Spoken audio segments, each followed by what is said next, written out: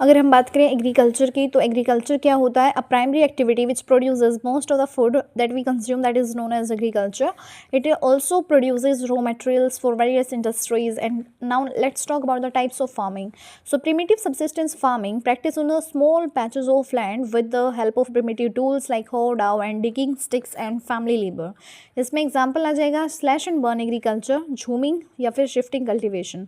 Intensive subsistence farming क्या होता है? Practised in areas of high population, pressure on land, where high doses of biochemical inputs and irrigation are used for obtaining higher production. Example हो जाएगा इसका commercial farming, that is practised with the use of higher doses of modern inputs. Example HYV, high yielding variety seeds, chemical fertilisers, insecticides and pesticides. Plantation क्या होता है? Single crop on large scale, that is called as plantation. Tea in Assam and in north Bengal.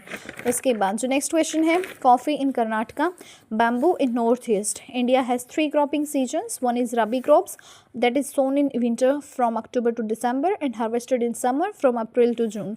इसमें आ जाएगा wheat, barley, piece, gram and mustard. Kharif crops are grown in the monsoon and harvested in the September October month. इसमें आ जाएगा paddy, maize, jowar, bajra, arhar. Next है zaid crops that is grown in the between the rabi and the kharif seasons. इसमें आ जाएगा watermelon, musk melon, cucumber and fodder crops. Major crops कौन कौन सी है? राइस है, व्हीट है, मिलेट है, मीज़ है एंड पल्सेस है. ये हो गई ग्रेन्स, और पल्सेस को हम लेग्यूमिनस क्रॉप्स भी बोलते हैं. Sugar cane, oil seeds, tea, coffee, ये सारी क्या है? मतलब फूड क्रॉप्स में ही आती हैं, लेकिन टी और कॉफ़ी को हम बेवरेजेस भी बोलते हैं. हॉर्टिकल्चर का मतलब क्या होता है? To grow the fruits and vegetables. ठीक है, तो जो फ्रूट्स हैं उसमें आ जाएगा apricots, apple and pomegranate. Vegetables में आ जाएगा peas, tomato, brinjal and cauliflower. Non food crops में आ जाएगा हमारा रबर. फाइबर क्रॉप्स में आएगा cotton, jute, hemp, natural silk.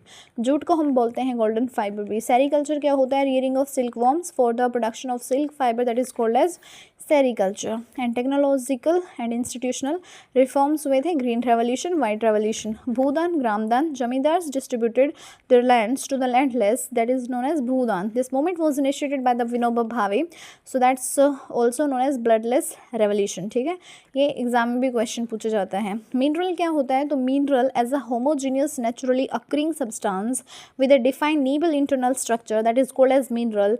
Hardest हो गया डायमंड, सॉफ्टेस्ट हो गया जैसे कि talc. And the smaller occurrences are called as veins and larger जो होते हैं उनको हम बोलते हैं लोड्स.